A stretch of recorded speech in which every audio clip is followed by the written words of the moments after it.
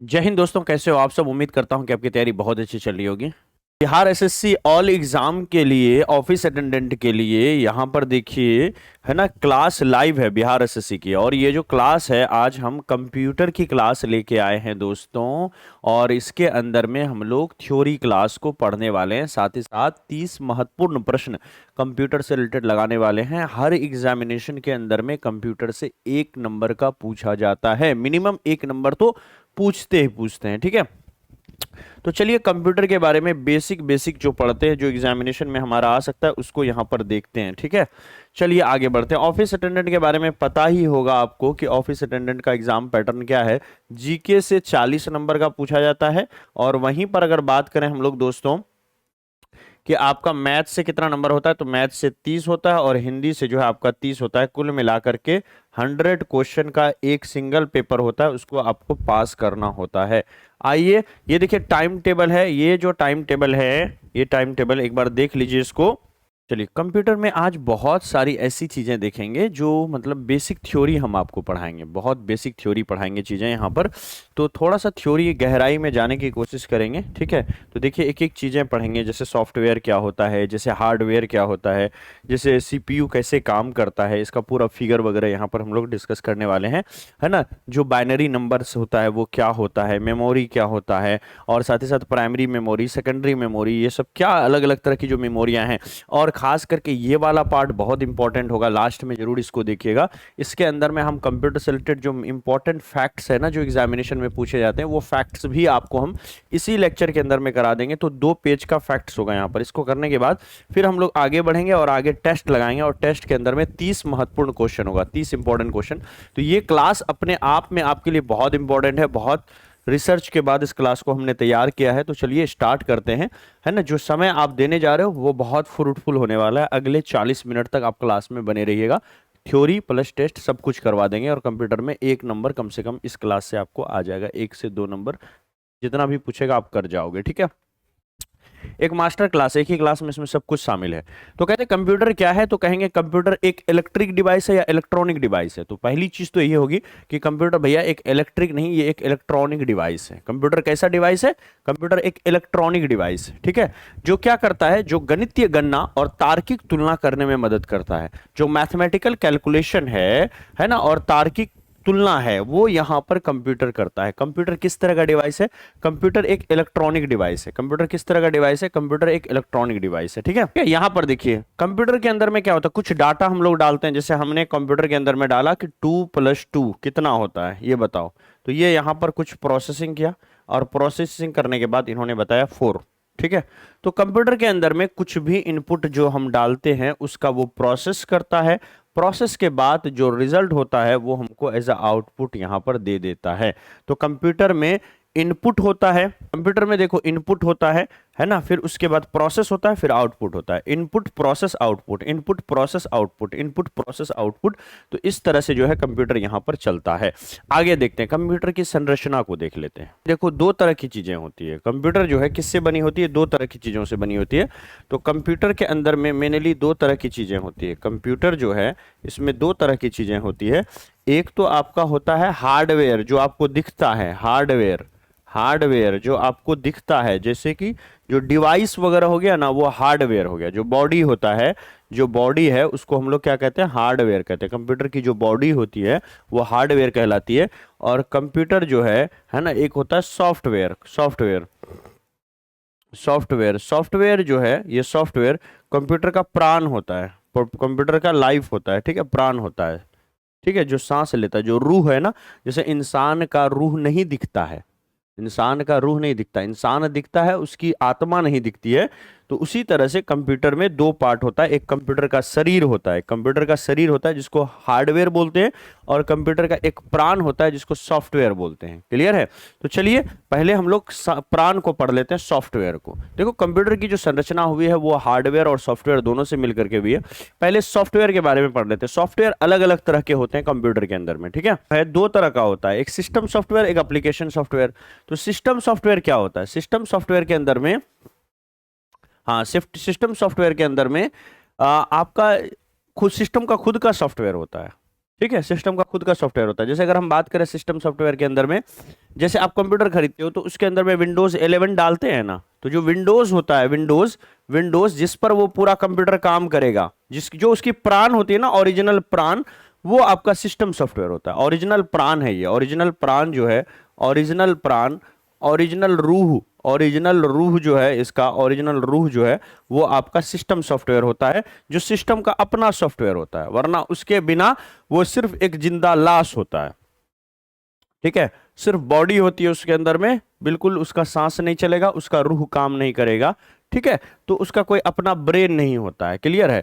तो system software जो है सिस्टम का अपना सॉफ्टवेयर होता है। कंप्यूटर जब खरीदते हैं, लैपटॉप खरीदते हैं, उसके अंदर में विंडोज डला होता है, वो विंडोज जो है वही सिस्टम सॉफ्टवेयर कहलाया। ठीक है, विंडोज सिस्टम सॉफ्टवेयर कहलाया। अब सिस्टम सॉफ्टवेयर के अंदर में दो तरह का सिस्टम सॉफ्टवेयर होता है। एक ऑपरेटिंग सिस्टम होता है, जो विंडोज है ना वो ऑपरेटिंग सिस्टम है, जैसे एमएस विंडोज हो गया, विंडोज 11 हो गया। विंडोज 11 बोलते हैं ना कि इसमें विंडोज 11 कंप्यूटर में डला हुआ है, कि विंडोज 10 है, कि विंडोज 7 है।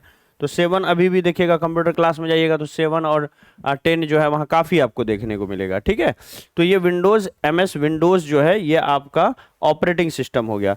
एमएस डॉस ये भी ऑपरेटिंग सिस्टम हो गया। तो पूछ सकता है कि एमएस विंडोज क्या है? एमएस विंडोज क्या एक ऑपरेटिंग सिस्टम है, एक लैंग्वेज है, या फिर एक कस्टमाइज सॉफ्टवेयर है, या फिर एप्लीकेशन सॉफ्टवेयर है? तो कहेंगे कि एमएस विंडोज जो है ये एक सिस्टम सॉफ्टवेयर का प्रकार है। अरे रिकॉर्डेड क्लास क्यों नहीं खुलेगा रूबी कुमारी? खुल रहा है, तभी तो आप लाइव पढ़ रहे हो। ठीक है, ये ध्यान दीजिएगा। ये क्या है आपका एमएस विंडोज एमएस डॉस, ये एक सिस्टम सॉफ्टवेयर है। एमएस विंडोज एमएस डॉस ये एक सिस्टम सॉफ्टवेयर है। क्लियर है? ये एक सिस्टम सॉफ्टवेयर है। आगे आते हैं दोस्तों, हम लोग नेक्स्ट देखते हैं। नेक्स्ट हमारा language processor. Language processor, language processor की बात करें तो इसमें देखिए बेसिक और लोगोस दो प्रकार के होते हैं। ये पैकेज की बात करें, अब यहां पर आते हैं हम लोग। ये था हमारा सिस्टम सॉफ्टवेयर जिसमें ऑपरेटिंग सिस्टम और लैंग्वेज प्रोसेसर होता है। ऑपरेटिंग सिस्टम में एमएस विंडोज एमएस डॉस इसका प्रकार हो गया। लैंग्वेज प्रोसेसर में आ गया बेसिक और लोगो, ये दोनों जो है आपका लैंग्वेज प्रोसेसर का प्रकार होता है। एप्लीकेशन सॉफ्टवेयर में आएंगे, दो तरह का होता है, एक होता है पैकेज, दूसरा होता है कस्टमाइज सॉफ्टवेयर। पैकेज में जैसे एमएस वर्ड होता है, पैकेज का मतलब क्या? कंपनी ने सॉफ्टवेयर बनाया, जैसे माइक्रोसॉफ्ट ने सॉफ्टवेयर बनाया, माइक्रोसॉफ्ट ने सॉफ्टवेयर बनाया, तो सॉफ्टवेयर जब उन्होंने बनाया तो उसके पास बहुत सारा सॉफ्टवेयर है। जैसे उसके पास एमएस वर्ड है, उसके पास एमएस पेंट है, उसके पास जो है आपका एमएस पावर पॉइंट के लिए, पावर पॉइंट प्रेजेंटेशन के लिए है एक सॉफ्टवेयर। तो इस तरह से बहुत सारी सॉफ्टवेयर है। तो उन्होंने क्या किया, सोचा अलग अलग बेचने से अच्छा एक पैकेज बना देते हैं। तो पैकेज के अंदर में उन्होंने 8-10 तरह का सॉफ्टवेयर डाल दिया, उसकी कीमत 5,000 रुपये रख दिया कि हर साल हम आपसे 5,000 रुपया रिन्यूअल आपको चार्ज लगेगा, और ये 10 सॉफ्टवेयर आपको ऑटोमेटिक मिल जाएगा, पूरा पैकेज आपको मिल जाएगा। इसको बोलते हैं एमएस, इसको बोलते हैं क्या? Package software. पैकेज सॉफ्टवेयर जिसके अंदर में 5-6 तरह का सॉफ्टवेयर या 2-3 तरह का सॉफ्टवेयर या 10-12 तरह के सॉफ्टवेयर को उन्होंने एक जगह कर दिया। ठीक है, इसको बोलते हैं पैकेज सॉफ्टवेयर। यहां तक हो गया। अब आते हैं नेक्स्ट हमारा एमएस एक्सेल। एमएस एक्सेल हो, एमएस वर्ड हो, ये सब क्या है? पैकेज सॉफ्टवेयर का एक प्रकार है कि भैया पैकेज सॉफ्टवेयर के अंदर में ये सब आते हैं। ठीक है, नेक्स्ट हम लोग देख लेते हैं। नेक्स्ट है कस्टमाइज सॉफ्टवेयर। कस्टमाइज सॉफ्टवेयर में जैसे टेली हो गया, बैंकिंग का सॉफ्टवेयर हो गया, ये सब कस्टमाइज सॉफ्टवेयर हो गया। तो ये सब उतना ज्यादा नहीं पूछता है, बहुत गहरा सवाल को करना होगा तब यहां से पूछेगा, वरना कंप्यूटर में बहुत बेसिक चीज पूछता है। अब आते हैं हार्डवेयर। दूसरा प्रकार हो गया हार्डवेयर। कंप्यूटर किससे बना है? सॉफ्टवेयर एंड हार्डवेयर से बना है। हार्डवेयर क्या होता है? शरीर होता है, कंप्यूटर का शरीर होता है, कंप्यूटर का बॉडी होता है। ठीक है, तो ये कंप्यूटर का शरीर होता है। अब देखिए इसके अंदर में यही चीज ज्यादा पूछा जाता है, कौन इनपुट डिवाइस है, कौन आउटपुट डिवाइस है।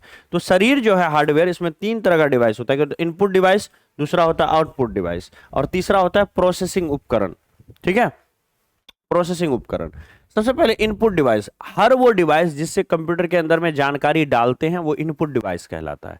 हर वो डिवाइस जिसकी मदद से कंप्यूटर के ब्रेन में, कंप्यूटर तक कुछ ना कुछ इंफॉर्मेशन हम डालते हैं, कुछ ना कुछ उसको डाटा देते हैं। जब डाटा प्रोवाइड करते हैं, उसके अंदर में हम डाटा डालते हैं, तो वो हमारा इनपुट डिवाइस कहलाएगा। जैसे कीबोर्ड, कीबोर्ड से आप लिखते हो कि मेरा नाम इफ्तिखार है, my name is MD Iftikhar Alam. ठीक है, तो ये जैसे कीबोर्ड से आपने लिखा 2+2, तो ये आप क्या कर रहे हो, कीबोर्ड जो है ये इनपुट डिवाइस हो गया, क्योंकि उससे टाइप कर रहे हो और कंप्यूटर के अंदर जानकारी जा रही है, तो कंप्यूटर को जानकारी मिल रही है, तो ये कीबोर्ड जो है एक इनपुट डिवाइस हो गया। उसी तरह से माउस, माउस से आप चीजों को सेलेक्ट करते हो, माउस से बताते हो कि भैया इसका आंसर ये होगा, या ये जिला है हमारा। जब फॉर्म फिलअप करते हो तो माउस से जिला सेलेक्ट करते हो ना, कि आपका ये जिला है, तो ये कंप्यूटर को आप बता रहे हो, सॉफ्टवेयर को आप बता रहे हो कि ये आपका जिला है। कुछ भी आप यहां से अगर बाहर से कंप्यूटर के अंदर डालते हो, कोई इंफॉर्मेशन कुछ सेलेक्ट करते हो, तो ये आपका क्या हो गया, ये आपका इनपुट डिवाइस हो गया। तो माउस भी उसी तरह का काम करता है, तो माउस एक इनपुट डिवाइस हो गया। जॉयस्टिक, गेम जो खेलते हैं ना जॉयस्टिक, तो गेम वाला जो होता है ना, देखते हैं गेम वाला, गेम से हाथ से जो गेम खेलते हैं इस तरह का रहता है रिमोट, तो वो जॉयस्टिक जो है वो भी आपका क्या होता है, इनपुट डिवाइस होता है। स्कैनर, जो आपका प्रिंटर होता है ना, प्रिंटर में एक स्कैनर का भी सिस्टम होता है, उसमें सॉफ्टवेयर, उसमें सर्टिफिकेट डालते हैं मैट्रिक इंटर का, और सीधा उसको वहां से दबाते हैं तो वो स्कैन होकर के कंप्यूटर में सेव हो जाता है, वो हमारा मार्कशीट, ठीक है, वो सर्टिफिकेट। तो वो स्कैनर, चूंकि स्कैन करके कंप्यूटर के अंदर में जानकारी डालते हैं, तो स्कैनर भी एक इनपुट डिवाइस हो गया। प्रिंटर इनपुट डिवाइस नहीं हो गया, प्रिंटर से तो हम चीजें बाहर निकालते हैं। अगर प्रिंटर लिखा रहता तो आजकल के प्रिंटर में दोनों चीजें होता है, स्कैनर का भी सिस्टम होता है, प्रिंट का भी सिस्टम होता है, क्लियर है। तो कंप्यूटर के अंदर में स्कैनर की मदद से हम जब वो सर्टिफिकेट डाल के स्कैन करके कंप्यूटर में जानकारी भरते हैं, जानकारी देते हैं, कंप्यूटर में सेव करते हैं, तो ये स्कैनर जिसकी मदद से जानकारी मेरे हाथ से निकल करके कंप्यूटर तक पहुंच जाती है, ये स्कैनर भी एक इनपुट डिवाइस हो गया। सीडी हो गया, डीवीडी हो गया, सीडी डीवीडी है और उसमें कोई मूवी है, फिल्म है, या फिर कोई सॉफ्टवेयर है, उसको सीडी डीवीडी लगाया और वो सॉफ्टवेयर कंप्यूटर में हम डाल दिए, तो ये सीडी डीवीडी भी एक प्रकार हो गया किसका, इनपुट डिवाइस का, ठीक है। अब पेन ड्राइव, पेन ड्राइव में आज जैसे ये फाइल मैं खोल के लाया हूं, तो यहाँ पेन ड्राइव लगाया हूं, ये मेरा कंप्यूटर है, ये कंप्यूटर ही है ना भाई, ये कंप्यूटर ही है पूरा का पूरा डिजिटल बोर्ड, इसके अंदर में कंप्यूटर का सॉफ्टवेयर है। हमने यहाँ पर पेन ड्राइव लगा दिया और जो फाइल इसमें था वो फाइल हमने इसको कहा कि भैया ये फाइल है मेरा, इसको ले लो, तुम इसको खोलो, और इसको हमने खोल दिया। तो ये पेन ड्राइव चूंकि बाहर से इंफॉर्मेशन लेकर के आता है, तो ये भी एक इनपुट डिवाइस का ही प्रकार हो गया। समझिएगा इसको अच्छे से। यहां से एक प्रश्न पूछा जाता है कि इनपुट डिवाइस निम्नलिखित में से कौन इनपुट है, कौन आउटपुट डिवाइस है, ठीक है। अब आते हैं आउटपुट डिवाइस, जैसे मॉनिटर, जैसे आप कंप्यूटर चला रहे हो, जैसे आपका मोबाइल है, तो इन्फॉर्मेशन आपके मोबाइल से बाहर निकल रही है, तो इन्फॉर्मेशन आपको मिल रही है, तो वो जो डिस्प्ले हो गया, वो जो मॉनिटर हो गया, वो आउटपुट डिवाइस हो गया। जैसे कंप्यूटर में हमने कहा, टाइप किया कि कीबोर्ड से 2 + 2 कितना होता है, तो वो बोला 4, तो डिस्प्ले पर हमको 4 दिखा दिया, तो मॉनिटर पर जो 4 दिखाया, मॉनिटर क्या हो गया, हमारा आउटपुट डिवाइस हो गया, इससे हमको आउटपुट मिलता है ना। वीडियो, विजुअल डिस्प्ले यूनिट, ये भी मॉनिटर का ही प्रकार हो गया। वीडियो भी हमारा क्या आउटपुट डिवाइस हो गया। स्पीकर से गाना कंप्यूटर में बजा रहे हैं, स्पीकर से गाना बात बाहर आ रही है, या वीडियो कॉल किसी से कर रहे हैं, स्पीकर से बाहर आ रही है बात, तो आपको चीजें कंप्यूटर से प्राप्त हो रही है, मोबाइल से चीजें प्राप्त हो रही है, तो कंप्यूटर से अगर हमको चीजें प्राप्त हो रही है, आवाज बाहर आ रही है स्पीकर से, तो वो स्पीकर हमारा एक आउटपुट डिवाइस हो गया। कंप्यूटर के मन में, दिमाग में जो चल रहा है, वो स्पीकर के माध्यम से हमको, स्पीकर के माध्यम से वो चीजें हमको भेज रहा है। सीडी डीवीडी यहां पर आउटपुट डिवाइस भी हो जाएगा कभी कभार। कैसे हो जाएगा, जैसे मान लेते हैं कोई मूवी है कंप्यूटर के अंदर में, और आपको सीडी में या डीवीडी में लेना है, कैसेट में लेना है, तो वो मूवी जाएगा, या कोई सॉफ्टवेयर ऑलरेडी कंप्यूटर में है, और कई बार कहता है ना कि सर हमको सॉफ्टवेयर चाहिए, बोला ठीक है, कैसेट खरीद के लाइए, खाली कैसेट, उसमें आपको सारा मार्कशीट दे देंगे, सारा मतलब आपको मूवी का दे देंगे, फाइल दे देंगे। तो जब कोई चीज कंप्यूटर से सीडी डीवीडी, खाली सीडी डीवीडी में डालते हैं, तब उसी समय यही सीडी डीवीडी जो है हमारा एक आउटपुट डिवाइस हो जाता है। उसी तरह से पेन ड्राइव, अगर पेन ड्राइव में हम फिल्म भर करके कोई अगर फाइल है वो कंप्यूटर में लगा के कंप्यूटर में खोलते हैं या कंप्यूटर में सेव करते हैं, तब उस समय हमारा पेन ड्राइव इनपुट डिवाइस के तौर पे काम करेगा। लेकिन अगर कोई फिल्म, मूवी कंप्यूटर में ऑलरेडी डला हुआ है, कोई सॉफ्टवेयर डला हुआ है, और उसको कंप्यूटर से बाहर निकालना है, तब उसी समय ये पेन ड्राइव हमारा जो है वो एक आउटपुट डिवाइस हो जाएगा, क्योंकि कंप्यूटर से इंफॉर्मेशन को बाहर निकाल रहा है। प्रिंटर हमेशा ही एक आउटपुट डिवाइस होगा, क्योंकि प्रिंटर का काम है कि जो भी कंप्यूटर में फाइल है, जो आपका मार्कशीट है, जो फॉर्म है, उसको बाहर निकालना, तो वो प्रिंट कर देता है। जैसे कोई फॉर्म फिल है, अभी स्कॉलरशिप वाला फॉर्म फिलअप किया, तो आपको वहां से जो फाइनल एप्लीकेशन फॉर्म है, वो वाला पेज चाहिए आपको, हाँ ठीक है, वो वाला पेज चाहिए, तो ध्यान रखिएगा। तो ये प्रिंटर क्या हो गया भैया, एक आउटपुट डिवाइस हो गया, वो पेज आपको बाहर निकाल के दे रहा। प्लॉटर भी है, ये आपका आउटपुट डिवाइस हो गया। तो प्लॉटर एक नई चीज है, इसके बारे में ध्यान में रखिएगा, याद करना होगा। अब कुछ प्रोसेसिंग उपकरण भी है, जैसे सीपीयू हो गया, है ना, ये एक अलग डिवाइस हो गया, ना ये इनपुट डिवाइस है, ना एक आउटपुट डिवाइस है, ये एक प्रोसेसिंग उपकरण है। ये कंप्यूटर के अंदर में ब्रेन है, ये काम करता है। मदरबोर्ड, ये भी आपका प्रोसेसिंग उपकरण हो गया। Switch board, power supply, processor, modem जिससे नेट चलाते थे, अब तो नेट का सिस्टम नहीं रहा, मॉडेम नहीं चलता। पहले मॉडेम में क्या लगता था, सिम लगता था, और सिम लगा के हम लोग नेट चलाते थे, सिम लगाकर नेट चलाते थे मॉडेम से, ठीक है, मॉडेम से नेट चलाते थे। ये आपका प्रोसेसिंग उपकरण हो गया। तो आपने समझा इनपुट डिवाइस, आउटपुट डिवाइस और प्रोसेसिंग उपकरण को। तो इससे प्रश्न हर बार पूछा जाता है 1 नंबर का कि कौन सा इनपुट है, कौन सा आउटपुट डिवाइस है, तो ये ध्यान दीजिएगा। अब आते हैं सीपीयू काम कैसे करता है। देखो सीपीयू को जो है सेंट्रल प्रोसेसिंग यूनिट, सीपीयू जो है, सीपीयू को कंप्यूटर का ब्रेन कहते हैं। इसको क्या कहते हैं, कंप्यूटर का ब्रेन कहा जाता है कि भाई कंप्यूटर का दिमाग यही है।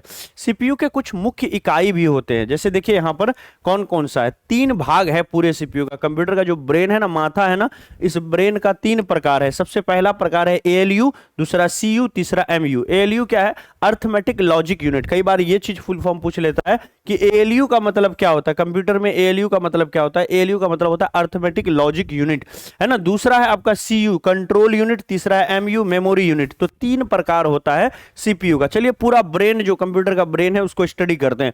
कंप्यूटर के ब्रेन को अगर स्टडी हम लोग करें तो सबसे बीच में आप यहां पर देखिएगा कंट्रोल यूनिट होता है। क्या है, यहां पर कंट्रोल यूनिट है। आप देखिए जब कोई डाटा डालते हैं ना, तो उसको इनपुट इकाई बोलते हैं। इनपुट इकाई से ये एरो देख रहे हैं, ये एरो, ये इनपुट इकाई से ये एरो चला गया किसमें, मेमोरी यूनिट के अंदर में। किसमें गया, मेमोरी यूनिट में। अब मेमोरी यूनिट में जैसे ही आपका डाटा गया, ठीक है, तो ये यहां से कंट्रोल यूनिट में जाता है और फिर यहां पर एएलयू में जाता है, एएलयू में जाता है। और एएलयू में ये कंट्रोल यूनिट में गया और वहां से फिर एएलयू में जाता है। एएलयू से प्रोसेस होकर के फाइनली कंट्रोल यूनिट को देता है और कंट्रोल यूनिट फिर उस डाटा को आउटपुट डिवाइस में दिखा देता है। कई बार बहुत ज्यादा प्रोसेसिंग करने की जरूरत नहीं होती, तो इनपुट डिवाइस से कोई डाटा गया और यहां पर मेमोरी यूनिट में गया और मेमोरी यूनिट से सीधा आउटपुट कर दिया गया। जैसे आपके इसमें जो है ना, पहले से मेमोरी में कोई फाइल रखा हुआ है, आपने माउस से उस फाइल को क्लिक किया, हमको खोलना है, ठीक है। आपने आपके कंप्यूटर में ऑलरेडी एक फाइल है, जैसे ये वाला फाइल था, तो इसको खोलना है, तो इसमें कंप्यूटर को बहुत ज्यादा प्रोसेसिंग नहीं करना पड़ा। सीधा हमने कहा कि भैया ये फाइल है, इसको खोलो, तो इनपुट इकाई हमने डाला, मेमोरी यूनिट में हमारा फाइल सेव था और मेमोरी यूनिट से सीधा ही वो फाइल हमको दिख गया। लेकिन अगर हम कंप्यूटर को पूछते कि ये बताओ कि 2 + 2 कितना होता है, तब वो यहां तक ले जाता, कंट्रोल यूनिट तक ले जाता। और कुछ टफ क्वेश्चन होता तो वो एएलयू में भी ले जाता, यहां से फिर कंट्रोल यूनिट को देता, तब वो आउटपुट इकाई में जाकर के दिखाता। कई बार जो है इनपुट इकाई डायरेक्ट जो है कंट्रोल यूनिट जो है इनपुट इकाई यहां से ले लेता है और सीधा आउटपुट यहां पर प्रोवाइड कर देता है। तो इस तरह से पूरा जो है सेंट्रल प्रोसेसिंग यूनिट सीपीयू काम करता है। सीपीयू के 3 भाग हैं, जो ब्रेन है कंप्यूटर का उसका 3 हिस्सा है, एएलयू, सीयू और MU, arithmetic logic unit, control unit और मेमोरी यूनिट। चलिए थोड़ा सा और गहराई से यहां पर पढ़ते हैं। आइए नेक्स्ट हमारा पढ़ते हैं बाइनरी नंबर। कई बार इससे प्रश्न पूछता है, कंप्यूटर में हमेशा बाइनरी नंबर चलता है। कंप्यूटर में द्विधारी पद्धति में 0 और 1 का प्रयोग होता है। जैसे देखिएगा यहां पर 1 बिट बराबर 0 या 1 लिखा जाता है ना। 4 बिट बराबर 1 निब्बल होता है, 8 बिट बराबर 1 बाइट होता है, और 1 KB कहते हैं ना कि 300 KB का स्पीड अभी हमारा सिम में दे रहा है, या 50 KB का स्पीड चल रहा है। कैसे मूवी डाउनलोड होगा, ये तो मूवी बहुत लेट से डाउनलोड होगा।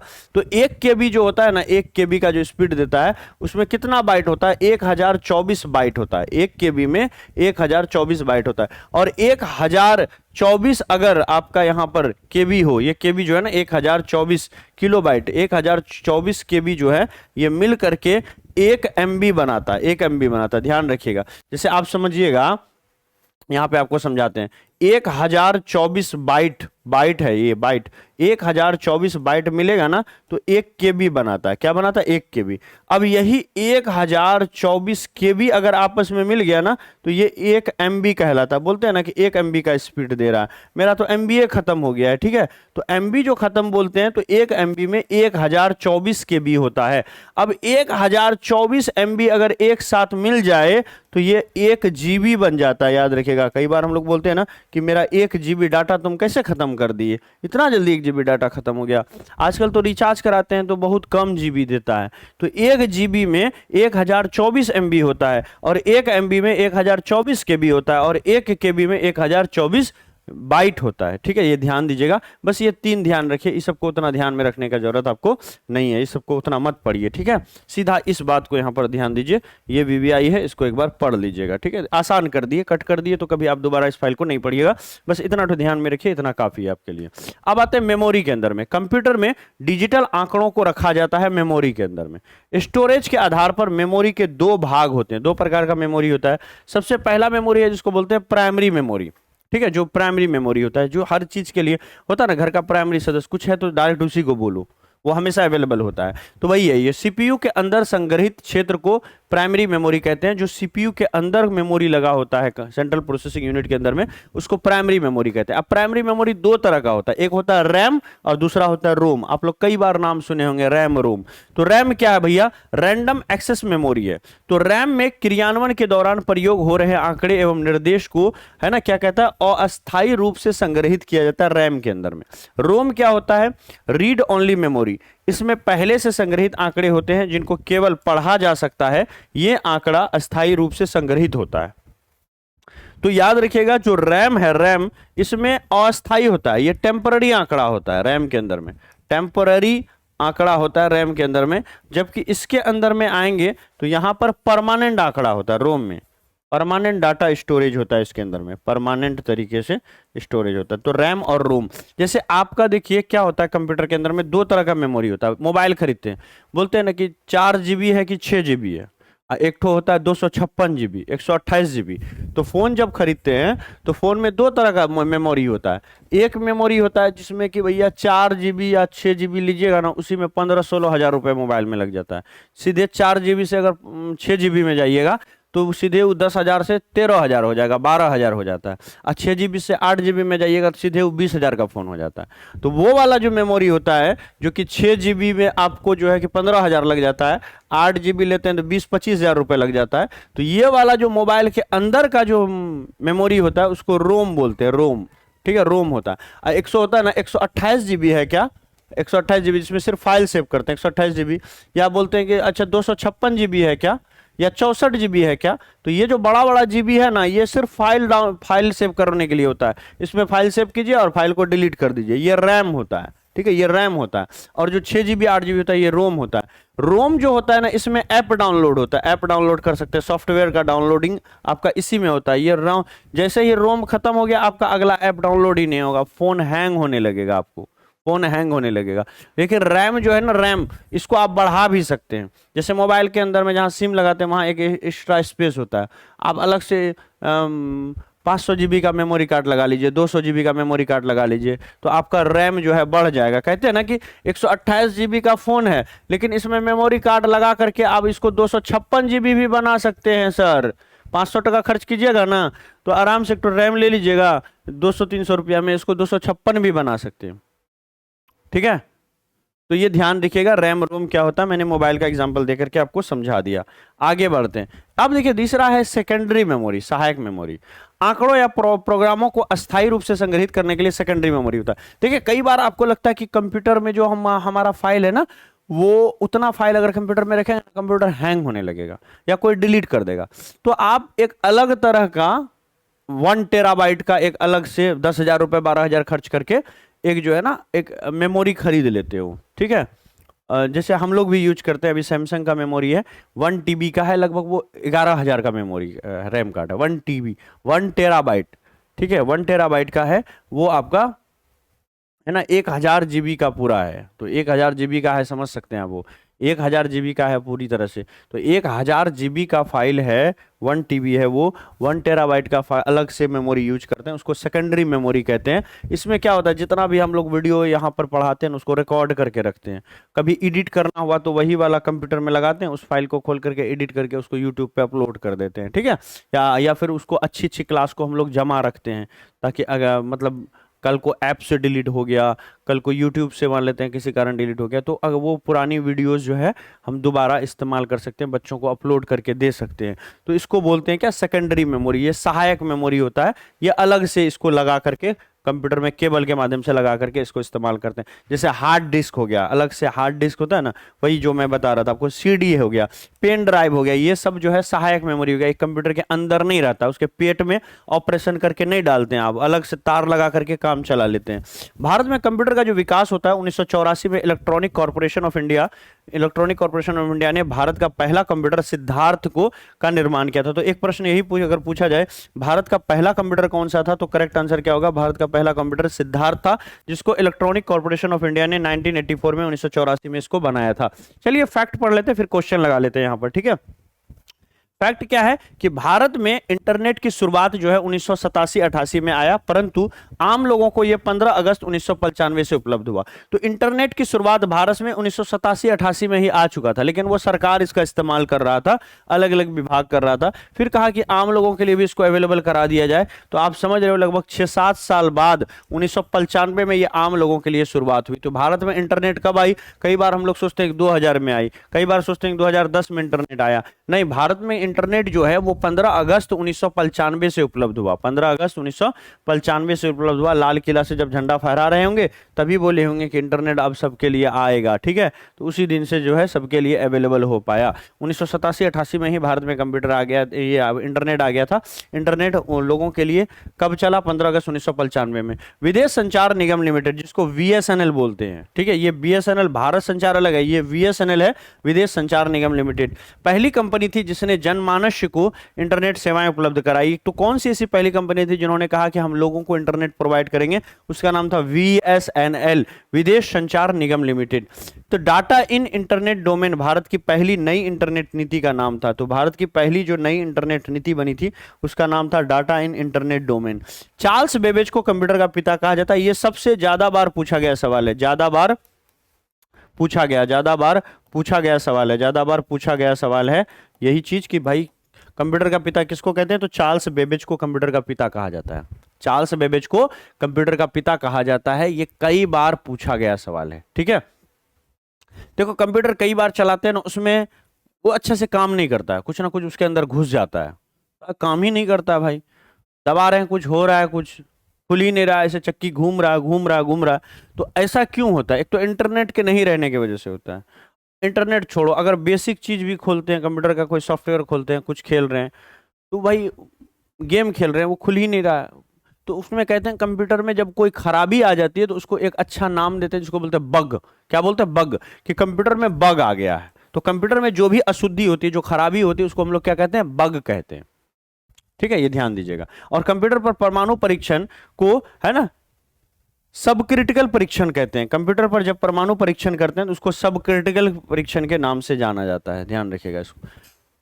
मैग्नेटिक स्ट्रिप में 60 कैरेक्टर होते हैं। मैग्नेटिक स्ट्रिप जो होता है उसमें किस तरह का कितना कैरेक्टर होता है, 60 कैरेक्टर होता है। MICR का फुल फॉर्म क्या होता है, ये बहुत बार पूछा गया है, VVI है कंप्यूटर के क्षेत्र में, MICR magnetic ink character recognition. क्या है, MICR magnetic ink character recognition, MICR ये पूरा फुल फॉर्म होता है। इसका उपयोग बैंक चेक में किया जाता है। बैंक चेक में जैसे बोलते हैं MICR नंबर क्या है, IFSC कोड क्या है, तो MICR जो है मैग्नेटिक इंक कैरेक्टर रिकॉग्निशन है। ये बैंक का चेक में MICR नंबर होता है, MICR नंबर बैंक के चेक में होता है। Magnetic ink character recognition, magnetic ink character recognition है ना, मैग्नेटिक इंक का इसमें इस्तेमाल किया जाता है। मैग्नेटिक इंक कैरेक्टर रिकॉग्निशन ये MICR का फुल फॉर्म होता है।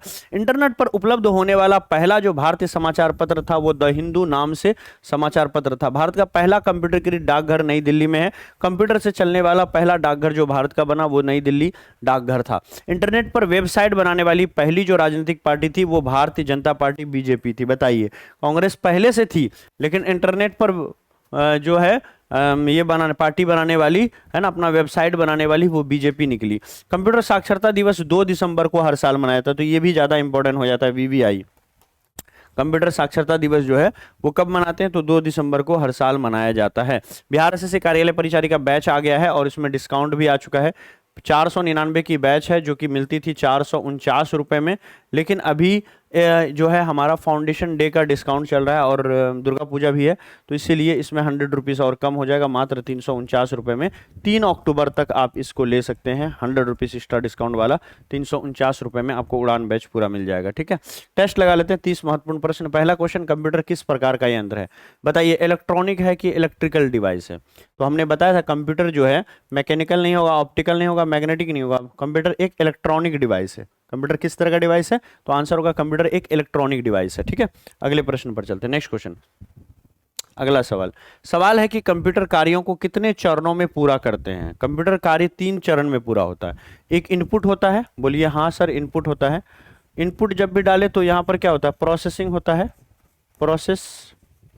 प्रोसेसिंग होगा, बोलिए हाँ सर प्रोसेसिंग होगा। और फिर उसके बाद क्या होगा? आउटपुट होगा। यही ना है भैया? तो कितना चरण हो गया बताइए? कंप्यूटर कितना चरण में काम करता है? 3 चरण। सबसे पहले इनपुट, दूसरा प्रोसेसिंग और तीसरा क्या होता है? आउटपुट। तो कंप्यूटर 3 चरण में काम करता है। इजी था ना? इजी क्वेश्चन था। अरे भाई 449 में लिए तो कल से ही ऑफर आई है, कल से ऑफर आई है, उसमें एक्स्ट्रा डिस्काउंट है, लेकिन अभी तक वो हमने किया नहीं है। ठीक है, आज उसमें एडिट करके उसको डिस्काउंट को कम करना होगा।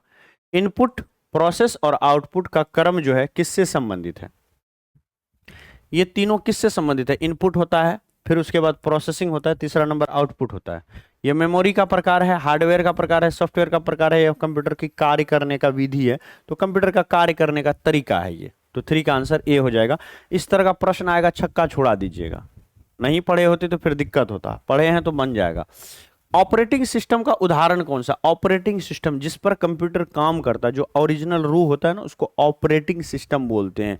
MS एक्सेल ये क्या है? ये एक तरह का अलग से सॉफ्टवेयर जो मिलता है वो है आपका। विंडोज, MS पेंट ये भी सॉफ्टवेयर है, MS वर्ड ये सब बाहरी सॉफ्टवेयर है, ये सब बाहरी सॉफ्टवेयर है, बाहरी सॉफ्टवेयर जो कि बाहर से इसमें डलाता है। ये भी बाहरी सॉफ्टवेयर, ये भी बाहरी सॉफ्टवेयर। लेकिन विंडोज जो है ना, विंडोज 11, विंडोज 10, विंडोज 11 है ना, बोलते हैं ना विंडोज 11 ऐसा करके बोलते हैं। ये सब क्या? ऑपरेटिंग सिस्टम है, कंप्यूटर का खुद का रूह हो गया जिस पर कंप्यूटर काम करता है। तो करेक्ट आंसर होगा ऑपरेटिंग सिस्टम, विंडोज ए हो जाएगा। ये बहुत अच्छा प्रश्न था, VVI क्वेश्चन आ जाए एग्जामिनेशन में तो मजा आ जाए। अगला सवाल, बेसिक और लोगो किस प्रकार का सॉफ्टवेयर है? बेसिक और लोगो ये दोनों एक प्रोग्रामिंग सॉफ्टवेयर है। ये कैसा है? प्रोग्रामिंग सॉफ्टवेयर है। ठीक है, आगे चलते हैं। नेक्स्ट, इसमें प्रोग्राम करते हैं हम लोग, नई सॉफ्टवेयर बनाते हैं। निम्नलिखित में से कौन सा हार्डवेयर ही नहीं है? यानी हार्डवेयर नहीं है भैया। कीबोर्ड को हार्डवेयर मानते हो ना आप? कीबोर्ड हार्डवेयर है, बोलिए हाँ है। तो ये आंसर नहीं होगा। मॉनिटर एक हार्डवेयर है भाई, बॉडी है ना कंप्यूटर का, छू सकते हो आप, तो ये आपका नहीं होगा आंसर। ठीक है, माउस तो ये भी आपका एक हार्डवेयर है, कंप्यूटर का भाई बॉडी है, इसको हाथ से कर सकते हो, तो ये भी आपका क्या हो गया? ये भी आंसर नहीं होगा, बल्कि MS वर्ड हो जाएगा। MS word, MS word.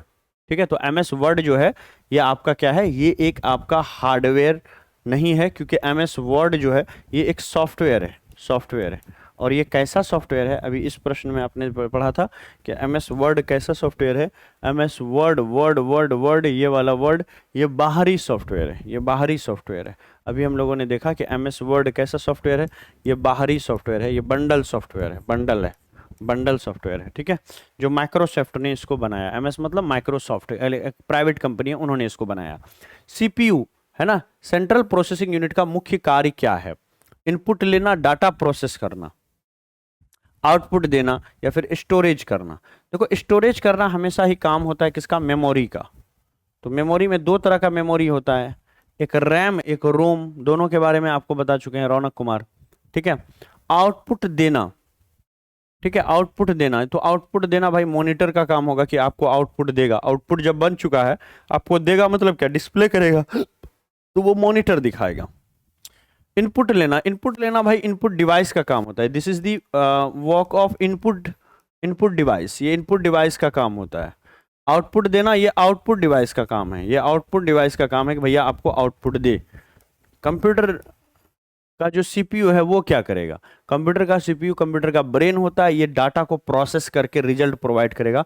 तो डाटा का जो एक्चुअल खंगालना है, खुदाई है, जो मेन काम है वो दिमाग का होगा, और वो है डाटा प्रोसेसिंग करना। और डाटा प्रोसेसिंग कौन कर पाएगा? दिमाग कर पाएगा, और दिमाग का नाम क्या है? CPU है। कंप्यूटर का दिमाग का नाम CPU है। आगे बढ़ते हैं, अगला क्वेश्चन। 8वां नंबर प्रश्न, एएलयू क्या का उपयोग किसके लिए होता है? एएलयू का उपयोग अगर हम देखें गणितीय और तार्किक संरचना के लिए एएलयू का उपयोग होता है, तो करेक्ट आंसर होगा एएलयू का उपयोग जो है वो किसके लिए होता है? गणितीय और तार्किक संरचना के लिए होता है। अगला क्वेश्चन, द्विधारी पद्धति में कितने अंकों का उपयोग होता है? तो 2 ही अंक का उपयोग होता है, 0 और 1 का इस्तेमाल करते हैं। थोड़ी देर पहले आपको बताए थे 2, 0 और 1, बाइनरी सिस्टम में 0 और 1 का इस्तेमाल किया जाता है बस। अगला क्वेश्चन है, एक बाइट में कितने बिट्स होते हैं? एक बाइट में अगर आप जाएंगे तो कुल मिलाकर के आपको 8 जो है यहां पर देखने को मिलेगा, एक बाइट में 8 बिट्स मिलेगा। अगला प्रश्न देख लेते हैं, आगे चलिए नेक्स्ट चलते हैं। 1 केबी में कितने बाइट होते हैं? हम बताए थे आपको कि 1 केबी जो है 1024 बाइट से मिलकर के बना होता है। 1 केबी 1024 बाइट से मिलकर के बना होता है। तो यहां पर जब भी आएगा इस तरह से तो आंसर होगा 1024, बी नंबर आंसर होगा। अगला क्वेश्चन देखते हैं, रैम किस प्रकार की मेमोरी है? देखो रैम के बारे में बताए थे, रोम के बारे में बताए थे। रोम में 8 GB 6 GB होता है, और ये जो है ये आपका क्या होता है, जिसपे कि ऐप डाउनलोड होता है, ऐप वाली मेमोरी, ऐप वाली मेमोरी जो है ये ऐप सारा डाउनलोड करना है तो रोम पे डिपेंड करेगा। कंप्यूटर का स्पीड कैसा होगा, ये रोम पे डिपेंड करेगा। जो कंप्यूटर जो मोबाइल फोन है उसका जो एंड्रॉयड सॉफ्टवेयर है, एंड्रॉयड सॉफ्टवेयर या एप्पल का सॉफ्टवेयर, तो एंड्रॉयड सॉफ्टवेयर जिसपे वो काम करेगा वो सॉफ्टवेयर भी इसी रोम में स्टोरेज होती है। जो एंड्रॉयड सॉफ्टवेयर होती है वो इसी में स्टोरेज होती है जा करके, है ना, ये रोम में होती है। रैम क्या है, फिल्म उलम देखिए, इसमें फोटो रखिए, फाइल रखिए, कुछ भी रखना है तो रैम जो है ये एक अस्थाई है, इसको रखिए डिलीट कीजिए, रखिए डिलीट कीजिए, ठीक है। तो ये एक अस्थाई प्रकार की मेमोरी होती है। तो 12वां नंबर जो हो जाएगा इसका करेक्ट आंसर। वीवीआई क्वेश्चन है, ये सब सवाल एग्जामिनेशन में आएगा ना, आप नहीं दे पाइएगा, कंफ्यूज हो जाइएगा। अस्थाई और अस्थाई इसके बीच में ना बहुत गहरा कंफ्यूजन हो जाएगा, तो बड़ा ध्यान रखना होगा इन प्रश्नों को आपको तैयार करते वक्त। रोम किस प्रकार की मेमोरी है? रोम एक अस्थाई मेमोरी है, फिक्स मेमोरी है, ये एक अस्थाई मेमोरी है। आगे बढ़ते हैं नेक्स्ट क्वेश्चन, सेकेंडरी मेमोरी का मुख्य उपयोग क्या होता है? जो सेकेंडरी मेमोरी होता है सहायक मेमोरी, वो तार अटैच कीजिए, काम कीजिए, इसका मेन काम होता है अस्थाई आंकड़ों के लिए, अस्थाई आंकड़ों के लिए, प्रोसेसिंग के लिए या फिर आउटपुट के लिए। तो करेक्ट आंसर होगा कि एकदम ऐसा आंकड़ा जिसको आपको यूज ही, है ना। सेकेंडरी मेमोरी का मुख्य उपयोग क्या होता है, किस काम के लिए करते हैं? मतलब कोई अगर ऐसा डाटा है जिसको आपको रखना है लंबे समय तक, तो उसको आप जो है स्टोर करके उसमें रख सकते हैं। तो करेक्ट आंसर होगा अस्थाई आंकड़ों के लिए आप इसका, ताकि आपका जो डाटा है वो सेफ रहे, डाटा जो है वो सेफ रहे, है ना। आप उसको हमेशा के लिए रखना चाहते हो तो आप इस तरह की मेमोरी में, सेकेंडरी मेमोरी में डाल के रख सकते हो। भारत में आम जनता के लिए इंटरनेट जो है कब शुरू हुई? तो याद रखिएगा 1995 में, 15 अगस्त 1995 में इंटरनेट जो है शुरू हुई थी। 15 अगस्त 1995 में आम जनता के लिए भारत में इंटरनेट की शुरुआत हुई थी। 87-88 में ही भारत में आ गई थी। बीएसएनएल किस क्षेत्र से संबंधित है ना? विदेश संचार निगम लिमिटेड। ये इंटरनेट सेवाएं प्रोवाइड करता है और भारत के अंदर में इंटरनेट सेवाएं प्रदान करने वाली पहली कंपनी बीएसएनएल थी। एमआईसीआर का उपयोग किस में होता है? ये चेक में होता है, credit card, debit card, bank cheque में। तो आंसर होगा कि चेक में होता है ना। इसका फुल फॉर्म जरूर याद रखिएगा क्योंकि इससे एग्जामिनेशन में पूछा जाता है। चार्ल्स बेबेज को क्या कहते हैं? वीवीआई क्वेश्चन हजारों बार पूछा गया प्रश्न है। चार्ल्स बेबेज को कंप्यूटर का पितामह कहा जाता है, ये कंप्यूटर के पिता कहलाते हैं। तो 18 का आंसर क्या होगा? बी नंबर होगा। अगला क्वेश्चन है कि कंप्यूटर की जो अशुद्धि होती है उसको क्या कहते हैं? दोस्तों कंप्यूटर में जो अशुद्धि होती है उसको बग कहते हैं। क्या कहते हैं? बग कहा जाता है। जो भी अशुद्धि आती है, कंप्यूटर अगर बढ़िया से काम नहीं करता, रुक जाता है, एकदम धक्का मार कंप्यूटर अगर चलता है, तो उसको हम लोग बग कहते हैं। अगला क्वेश्चन है स्पीकर किस प्रकार का उपकरण है? देखो स्पीकर से हमेशा कंप्यूटर की बातें बाहर निकलती है ना। तू न जाने आस पास है खुदा, आप सॉन्ग चला रहे हो, स्पीकर से बाहर निकल रहा है ना। तो ये जो है आपका स्पीकर किस तरह का डिवाइस हो गया? स्पीकर एक तरह का भैया एक आउटपुट डिवाइस हो गया, क्योंकि इससे आवाज बाहर निकल रही है, इंफॉर्मेशन कंप्यूटर से बाहर निकल रही है। This is an example of output device. ठीक है, ठीक है, ये आउटपुट डिवाइस का एक एग्जांपल है। कहते हैं कंप्यूटर में प्रिंटर किस तरह का? भैया प्रिंटर से चीजें प्रिंट करते हो ना, फॉर्म फिलअप किया भाई, पीएमएस में जाकर के प्रधानमंत्री वाला, स्कॉलरशिप वाला फॉर्म फिलअप किया, अब उसका आपको आउटपुट निकालना है। तो वो आउटपुट क्या हो गया भैया? आउटपुट एक तरह का क्या, ये प्रिंटर क्या तरह हो गया? क्योंकि इंफॉर्मेशन बाहर आ रही है तो ये एक आउटपुट डिवाइस हो गया। आंख बंद करके मारिए, ये सब प्रश्न ना वीवीआई है, एकदम रगड़ करके जो है ना, छोटा छोटा एग्जामिनेशन में बिहार एसएससी में यही सब आपको रगेद के पूछेगा, रगेद देगा पकड़ करके, ठीक है, रेल देना है पकड़ करके। कंप्यूटर साक्षरता दिवस जो है कब मनाते हैं, ये भी एकदम 1 लाख रुपए का प्रश्न हो गया, मजेदार क्वेश्चन करा रहे हैं भाई। जो चीज पढ़ा देंगे तो बढ़िया से पढ़ा देंगे, वो एग्जाम ओरिएंटेड होगा। 2 दिसंबर को कंप्यूटर साक्षरता दिवस मनाते हैं, सिर्फ मेरा क्वेश्चन करके जाइए। एमएस एक्सेल जो है ये किस प्रकार का सॉफ्टवेयर है सर जी? एमएस एक्सेल के बारे में बताइए, क्या ये ऑपरेटिंग सिस्टम है? ना भाई, इस पे पूरा कंप्यूटर नहीं चलता, ये एक खास तरह के काम करने के लिए बना हुआ है। तो सिस्टम सॉफ्टवेयर है क्या? सिस्टम का खुद का सॉफ्टवेयर है क्या? ना भाई ना।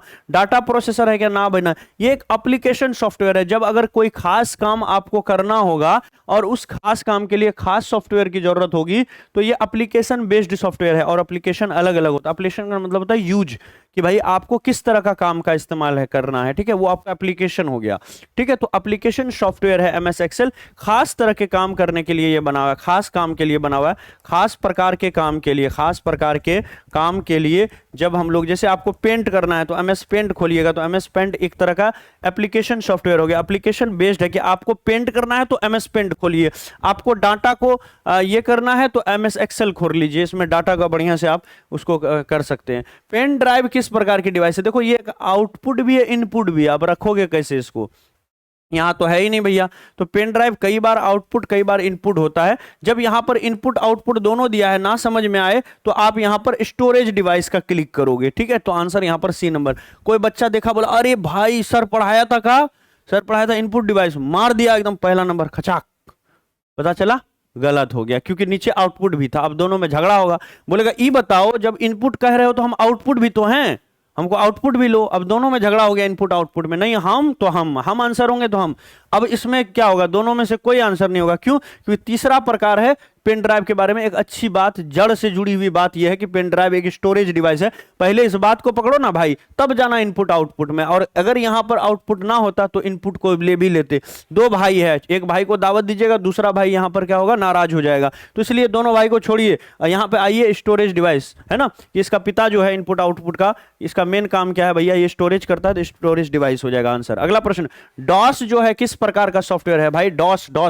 डॉस किस प्रकार का सॉफ्टवेयर है? तो कहेंगे ये एक ऑपरेटिंग सिस्टम है। डॉस जो है ऑपरेटिंग सिस्टम है सर जी। आगे बढ़ते हैं, अगला क्वेश्चन, भारत का पहला कंप्यूटरीकृत डाकघर जो है ये कहां पर स्थित है? कंप्यूटर से चलने वाला पहला डाकघर जो है नई दिल्ली में चली थी कंप्यूटर से। अच्छा, पहली पार्टी जिन्होंने अपना सॉफ्टवेयर बनाया था, अपना जो है कि वेबसाइट बनाया, उसका नाम क्या है? तो भारतीय जनता पार्टी है ना। पहली भारतीय समाचार पत्र कौन सी है जो इंटरनेट पर आ गई थी? द हिंदू नाम से जो समाचार पत्र है, इंग्लिश में छपती है, बड़ा अच्छा सॉफ्टवेयर जो मतलब समाचार पत्र है। जितना भी आईएएस का तैयारी करते हैं ना, वो सब द हिंदू पढ़ते हैं, द हिंदू, इंडियन एक्सप्रेस, ठीक है। आगे बढ़ते हैं, अगला क्वेश्चन है, बीजेपी की वेबसाइट बनाने वाली पहली पार्टी होने का वर्ष क्या है? यानी भारतीय जनता पार्टी ने जब सबसे पहली पार्टी बनी जो यहाँ पर अपनी वेबसाइट बनाई है ना, तो ये कौन से साल में बीजेपी ने अपना बनाया था? 1998 में ही बना लिया। बताओ कितना आगे आगे चल रही थी।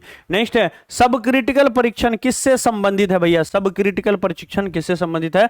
कंप्यूटर पर परमाणु परीक्षण के लिए ये जो है आपका सब क्रिटिकल परीक्षण कहते हैं इसको। कंप्यूटर पर जब परमाणु जो एटॉमिक का हम लोग परीक्षण करते हैं, टेस्ट करते हैं, तब इसको सब क्रिटिकल परीक्षण का नाम दिया जाता है। तो सब क्रिटिकल वर्ड का परमाणु परीक्षण के लिए। आखिरी सवाल आज का है ना, सवाल नंबर आखिरी कहता है, मैग्नेटिक स्ट्रिप में कितने कैरेक्टर होते हैं? हाँ जी, फंसा दिए सर। मैग्नेटिक स्ट्रिप में 60 कैरेक्टर होते हैं। तो ये कुल मिलाकर के कंप्यूटर का पूरा थ्योरी था और बहुत सारे 30 महत्वपूर्ण प्रश्न।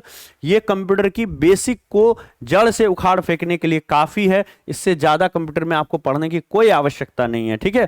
तो कंप्यूटर में इतना कर लीजिए। एक फुल फॉर्म वाली अलग से एक क्लास में बाद में लाऊंगा, जिसमें कंप्यूटर से रिलेटेड और बाकी जितना भी फुल फॉर्म एब्रिविएशन है वो मैं आपको कराऊंगा कि भैया बीएसएनएल का फुल फॉर्म क्या होता है, इसका फुल फॉर्म, उसका फुल फॉर्म, ये सब मैं आपको कराऊंगा बाद में। तो ये आपका कंप्यूटर का क्लास था। और एक चीज ध्यान में रखिएगा आप सभी लोग, वो चीज नहीं भूलना है, वो चीज है आपका कि अभी का डिस्काउंट के बारे में। 23 सितंबर 2020 को हमने YouTube चैनल की पहली YouTube चैनल की शुरुआत की थी और कल ही हमने 23 सितंबर को स्थापना दिवस मनाया है। उसके उपलक्ष्य पर 23 सितंबर से लेकर के एक ऑफर जो है हम लोगों ने यहां पर दिया है 23 सितंबर से लेकर के, और ये ऑफर आपका चलेगा 3 अक्टूबर तक, दुर्गा पूजा के आखिरी तक। दुर्गा पूजा 2 अक्टूबर का है, तो एक दिन और बढ़ा के दे दिए, कई बार फेस्टिवल में इन्वॉल्व रहते हैं, बैच नहीं खरीद पाते हैं। तो 23 सितंबर से 3 अक्टूबर तक ये हमारा डिस्काउंट चल रहा है। इसलिए डिस्काउंट जो होगा ये एक्स्ट्रा डिस्काउंट है, ऑलरेडी जो डिस्काउंट चल रहा है उसके साथ ये एक्स्ट्रा डिस्काउंट है। कूपन कोड ऐप पर ही मिल जाएगा, कूपन कोड जैसे ही आप लगाइएगा एक्स्ट्रा डिस्काउंट मिलेगा। जैसे ये बैच के बारे में बताऊं, 499 की थी, जब लॉन्च हुई थी 50 रुपीज उसमें डिस्काउंट करवा के 449 कर दिया था। लेकिन अगर इसमें एक्स्ट्रा डिस्काउंट अप्लाई कर देंगे अभी के समय में, इस दरमियान में अगर आप बैच लेते हैं तो 100 रुपीज हर बैच में एक्स्ट्रा डिस्काउंट है, तो ये आपको मात्र 349 रुपए में हो जाएगा। कब तक के लिए? मात्र 3 अक्टूबर के लिए, मात्र 3 अक्टूबर के लिए ये इस तरह से आपका यहां पर बनेगा। आगे बढ़ते, जैसे बिहार एसएससी का फाउंडेशन बैच है, ये 999 रुपए की बैच है, और जब ये लॉन्च हुई थी तो 699 में हुई थी। इसमें एक्स्ट्रा डिस्काउंट लगा लीजिएगा, 100 रुपीज और कम हो जाएगा। अब ये बैच जो कि 699 में आ रही थी 3 अक्टूबर के लिए 599 रुपए में आ जाएगी। तो कोई भी आपका रिलेटिव जो छूट रखा है ना, उसको आप ये अपॉर्चुनिटी में जोड़ सकते हो। 1000 रुपए वाली बैच मात्र 599 में। ड्रीम सेवक लर्निंग ऐप इंस्टॉल कर लीजिएगा प्ले स्टोर से, ये वाला ऐप, फिर रजिस्टर करके ऐप के अंदर आना है, अपने दोस्तों को लाना है, पेड कोर्स में ले जाना है, वहां पर जो बैच लेना है उसको क्लिक करके और वहां से कूपन कोड अप्लाई कर लीजिए। अभी 300 ऑफ हो रहा है, 400 ऑफ हो जाएगा, ठीक है। तो यहां से बाय नाउ कर लीजिए। 1000 का बैच है फाउंडेशन बैच, उसमें 400 ऑफ हो जाएगा भाई, 599 आ जाएगा, ठीक है। अगर ऑफिस अटेंडेंट की बात करें तो 499 का है, वो 349 हो जाएगा। 50 रुपए पहले से डिस्काउंट हो रहा था, 100 अब हो गया, यानी 150 रुपए का डिस्काउंट अभी कुल मिला के होगा।